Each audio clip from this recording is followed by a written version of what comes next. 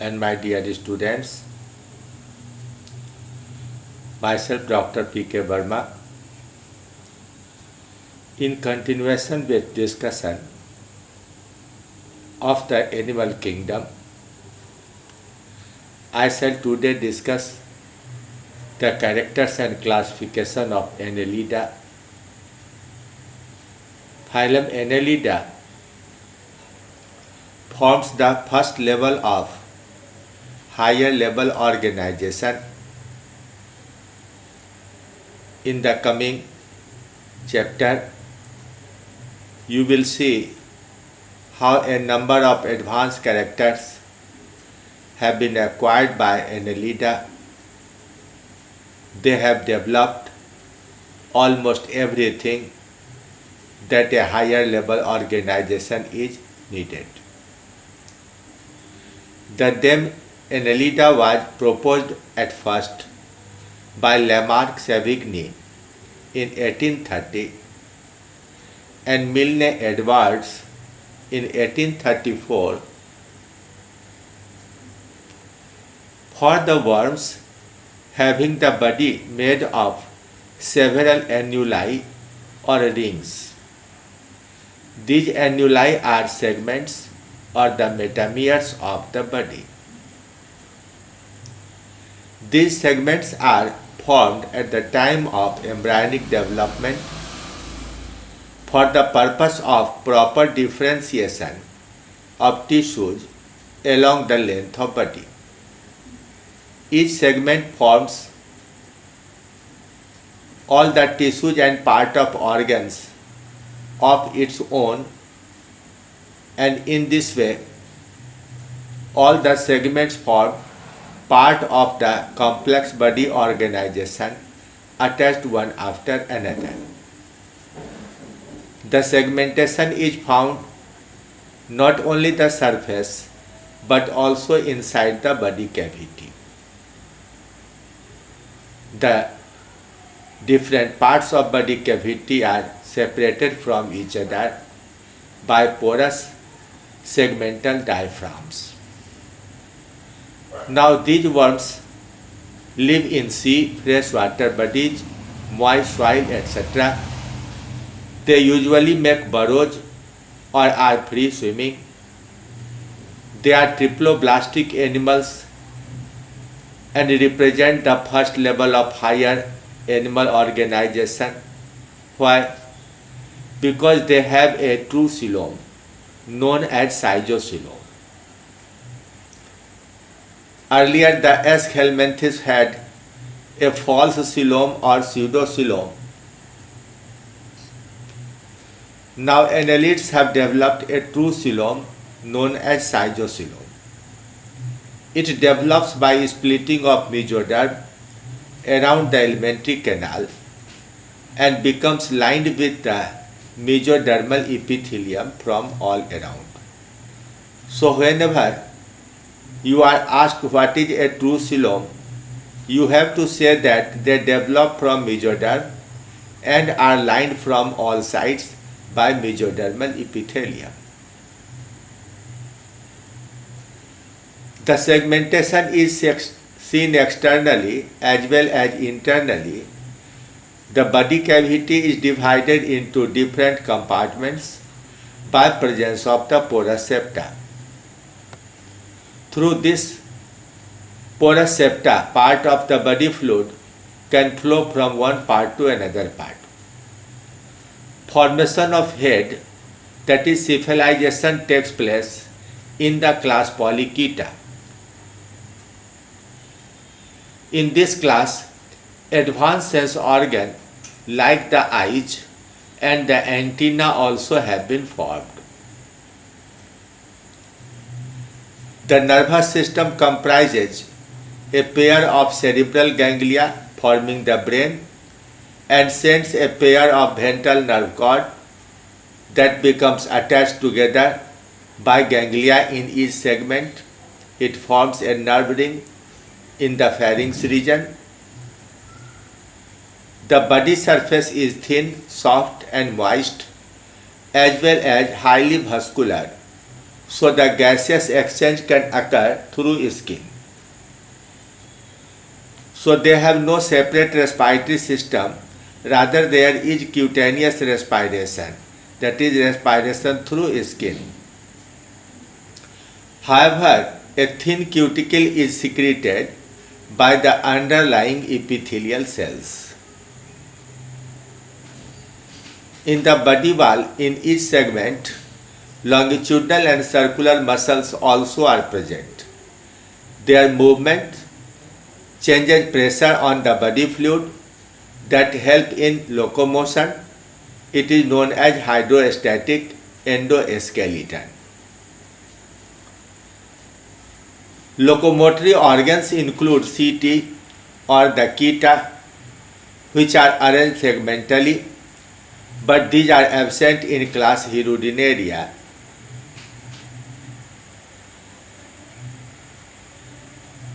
When appendages are present, these are not jointed and the body cavity continues in every appendage. Blood circulatory system is highly developed.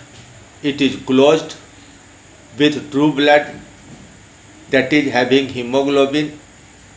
However, hemoglobin is extracellular and dissolved in blood plasma.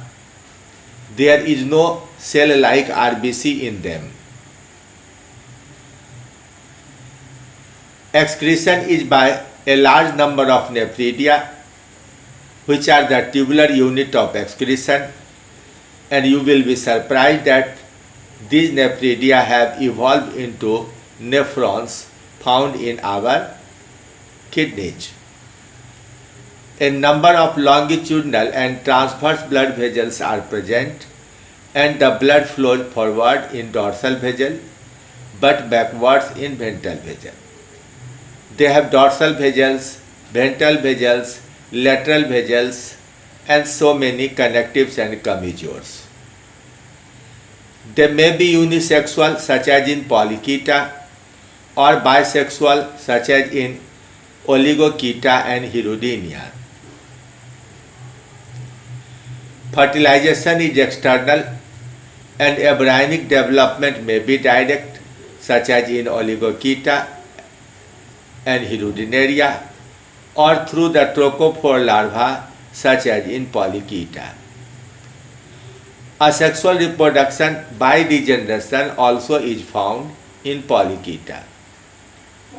In this phylum, 4 classes have been made. The class 1, first class is Archaeannelida. It is the most ancient type of Annelida. It includes about a dozen genera, mostly resembling with Polychaeta, but an external segmentation is absent. It is therefore thought that these are more ancient worms. Most of them have narrow tube-like bodies. In some, the nervous system is primitive. Parapodia and tentacles may be present. They have separate male and female. So these are dioecious. Polygordius and Dinophilus are common animals. You can see the photograph of Polygordius. You see there are a pair of tentacles at its anterior end, and there is no segmentation over the body surface. The second and one of the most ancient classes of animal kingdom is Polychaeta. Practically these are all marine, but there are some reports that these are found in fresh water also. A distinct head, pairs of eyes, tentacles, cirri and palps, etc. are present in the head region.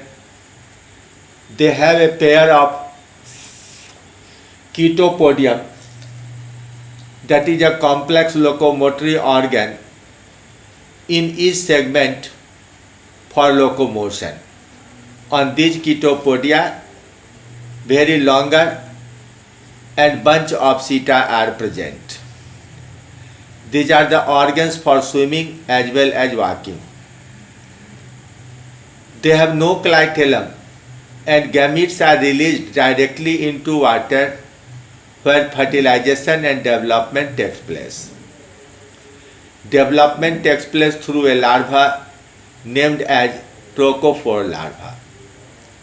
You will be surprised that the higher animals like mollusca and echinodermata have been evolved by modification and evolution of trochophore on different lines, forming two different phyla, that is mollusca and echinodermata. A sexual reproduction by regeneration also takes place in them.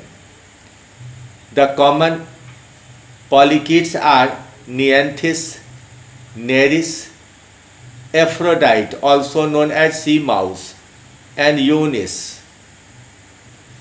Another subclass, Sedentia, has Chaetopterus and Arenicola.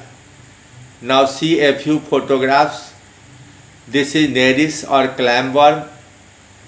It superficially looks like the Scolopendra found in our homes, but it is a marine animal, and the structures on the lateral side of each segment are there. Parapodia.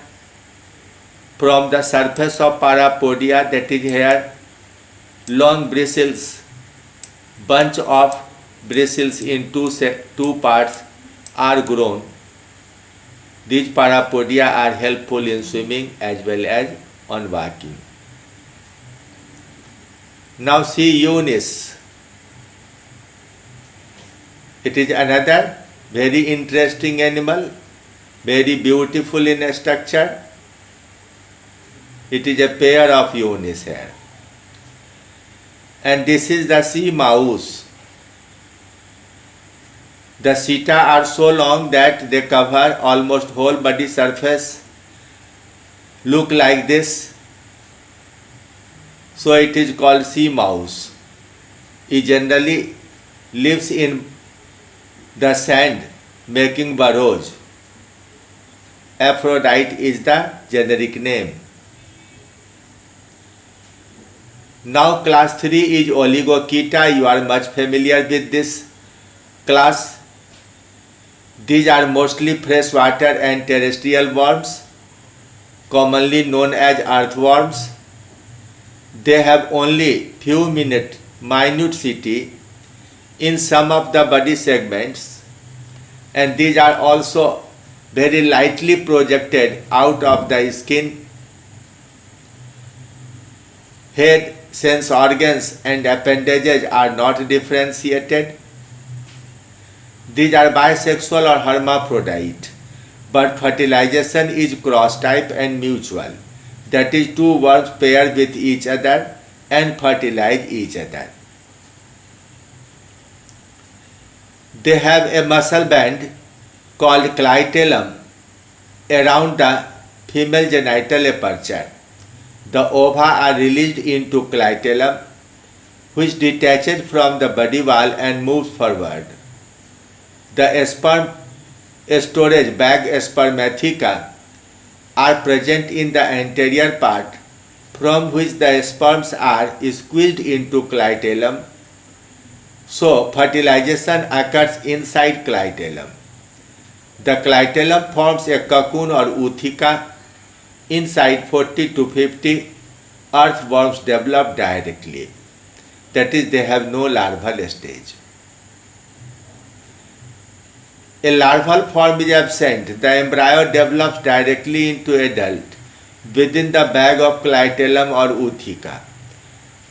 Elosoma is the smallest earthworm, very minute, less than 1 millimeter in size. But others are larger, tubifax, not found in our vicinity.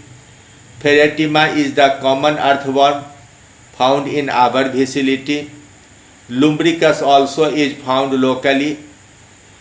Megascolid is found in South India, and Megascolex is the largest earthworm that has length up to 3.5 meters.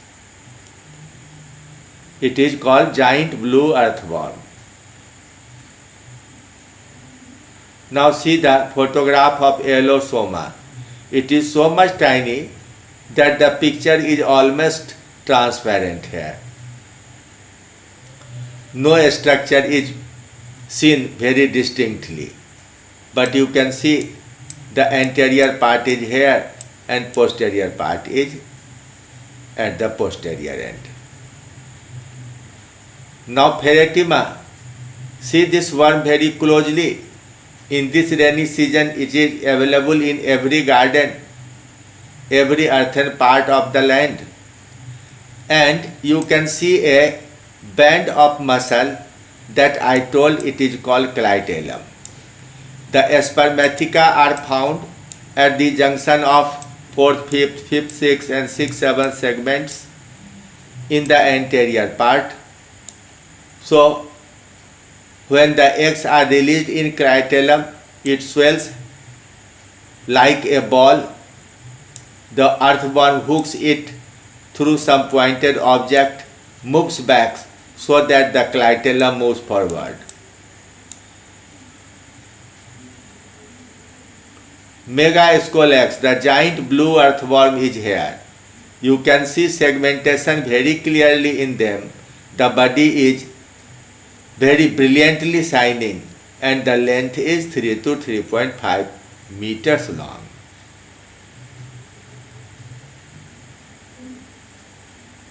Now the last class is Hirudinea, that is leeches. These are freshwater or marine forms and some may move on grounds as well. These are blood-sucking or sanguivorous leeches or often predators. Tentacles, parapodia and setae are absent. Body in the common leech is made of 33 segments and 6 segments form anterior suckers, and each may become divided into 3 to 6 subdivisions superficially.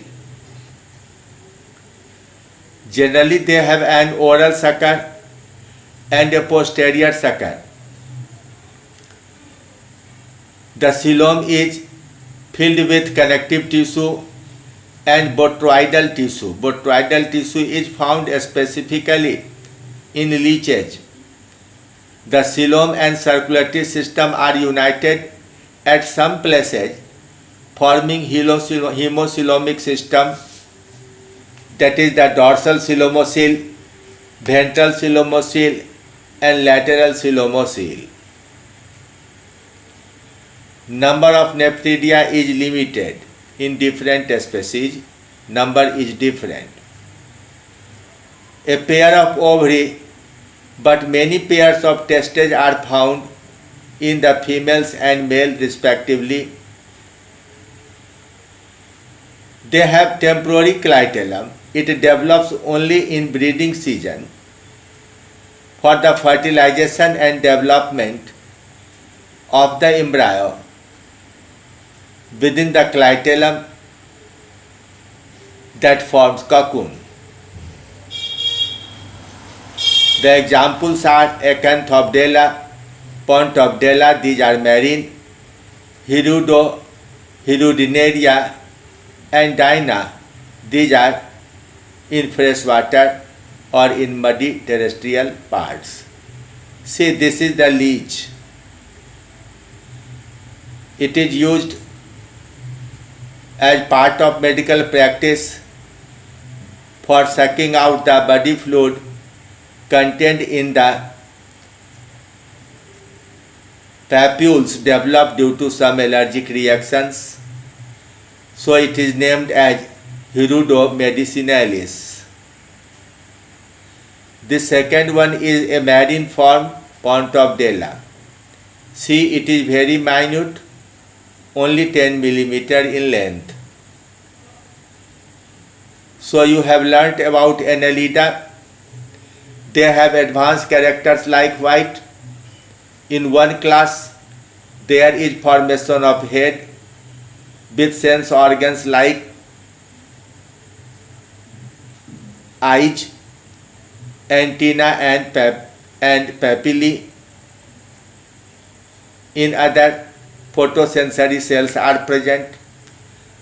The second important thing is they are true coelomate, schizocilomate animals. Third point is they have developed closed circulatory system containing blood vessels and true blood. The blood contains hemoglobin in the plasma. They have no RBC. The next important point is formation of nephridia for excretion. These nephridia are progenitor of the excretory system of even the chordata in the name of nephrons. So these are the advancements over Aschelminthes or the roundworms. From Annelida, two lines of evolution took place, one towards mollusca in Echinodermata and another towards arthropoda. So it is all about Annelida. Thank you very much.